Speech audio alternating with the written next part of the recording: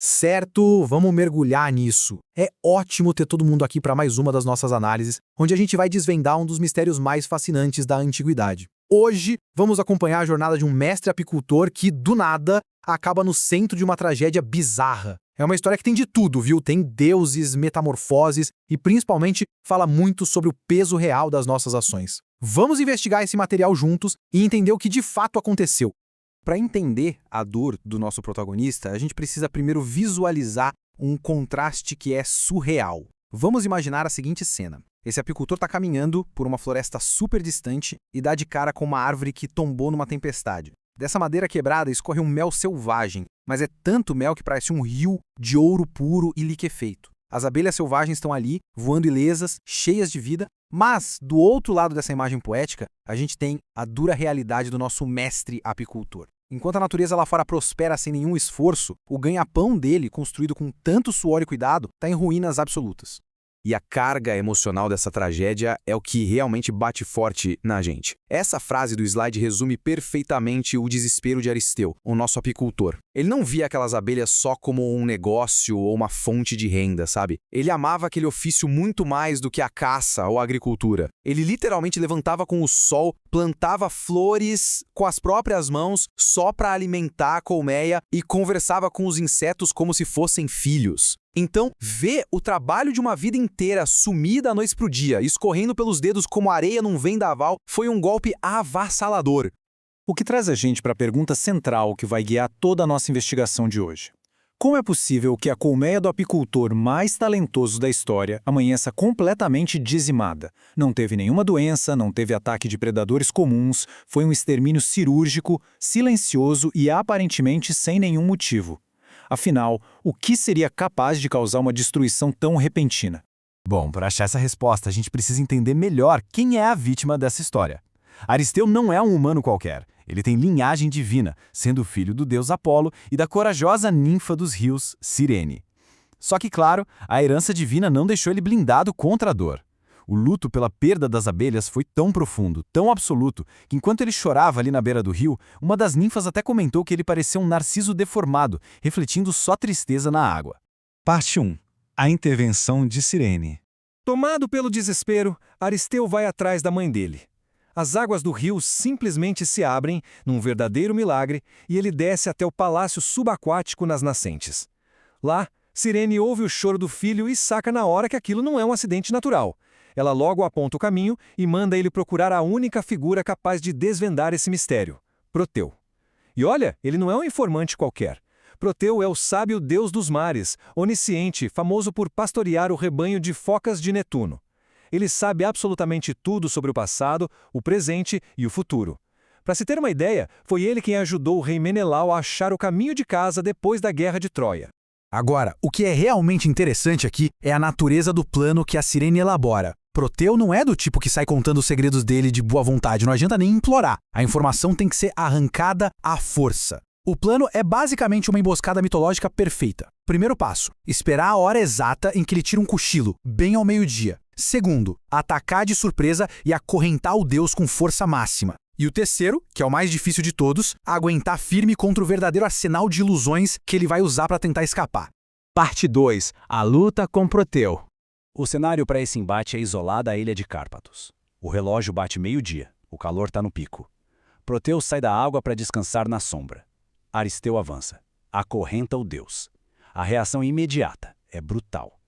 Encurralado, Proteu usa seus poderes. Em segundos ele vira um leopardo pintado, depois um imenso javali selvagem, uma leoa feroz. Os animais falham, ele parte para a pressão psicológica. Tenta quebrar a sanidade do Aristeu virando o som ensurdecedor de chamas crepitando. Depois, o estrondo de águas correntes. Mas Aristeu não cede. Ele não afrouxa as correntes nem por 1 milissegundo. Parte 3. A verdade oculta. Exausto e percebendo que as ilusões não iam adiantar de nada, Proteu desiste e volta para sua forma real, revelando enfim a verdade sombria por trás das abelhas mortas. E isso ilustra de forma brilhante o grande tema central de toda essa narrativa, que é a questão da responsabilidade. Quando confrontado com a morte da ninfa Eurídice, que ele perseguia ou obcecado pelos bosques, Aristeu tenta dar aquela esquivada. Ele solta desculpas, diz que estava apenas cego pela paixão e que a culpa foi da cobra que picou o pé dela. Só que a verdade divina não engole desculpinhas. A justiça dos deuses é implacável. Foi a imprudência e a perseguição incessante de Aristeu que fizeram Eurídice correr em pânico e pisar na serpente venenosa. A culpa, no fim das contas, é do apicultor sim. Com isso, o mistério está solucionado. O extermínio das abelhas não foi nenhuma praga do acaso, foi retaliação. As dríades, que eram as ninfas companheiras da falecida Eurídice, exigiram vingança. Como elas não podiam matar Aristeu diretamente por causa da linhagem divina dele, elas foram no ponto fraco, as abelhas. Os insetos acabaram virando danos colaterais na balança da justiça dos deuses. Agora, se Aristeu quiser ter qualquer chance de restaurar a vida que tinha, ele vai precisar apaziguar esse ódio profundo de alguma forma. Parte 4. O ritual de renascimento. Porque saber o motivo, a gente sabe que não é suficiente, tem que ter reparação de verdade. A solução que Proteu passa exige um sacrifício altíssimo, num ritual ancestral que é até perturbador de tão específico e visceral. No primeiro dia, o sacrifício de 4 belíssimos touros. As carcaças precisam ficar ali, expostas, apodrecendo no tempo. O contraste entre a beleza dos touros vivos e o apodrecimento terrível deles é totalmente proposital. Pelos próximos dias, a missão é puramente de reparação emocional e espiritual. Prestar honras fúnebres para tentar acalmar o espírito de Eurídice e do seu amado Orfeu. Até que, no 9º dia, a instrução é voltar àquele local de morte e examinar o que sobrou. E aí, o 9º dia chega. O apicultor se aproxima daquelas carcaças abatidas, e é nesse momento que o milagre acontece.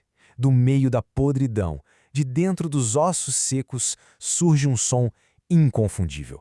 Um zumbido vibrante que vai crescendo, parecendo 1000 pequenos demônios conspirando ali dentro. É simplesmente o som da vida quebrando as barreiras da morte. Uma colmeia totalmente nova se formou sozinha, trabalhando a todo vapor nas entranhas dos animais sacrificados. A resolução de tudo isso é espetacular. A vida literalmente brotou do pior lugar possível, a própria decomposição.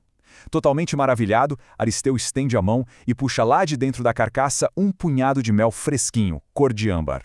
O sabor doce da vida volta. Mas a grande diferença agora é que ele aprendeu a lição. Ele não guarda aquele mel para si. Imediatamente, ele oferece aquilo à mãe dele, Cirene, e ao sábio deus Proteu, num gesto de profunda gratidão e reverência. A ordem no mundo finalmente foi restaurada. A história de Aristeu deixa uma reflexão muito forte para a gente.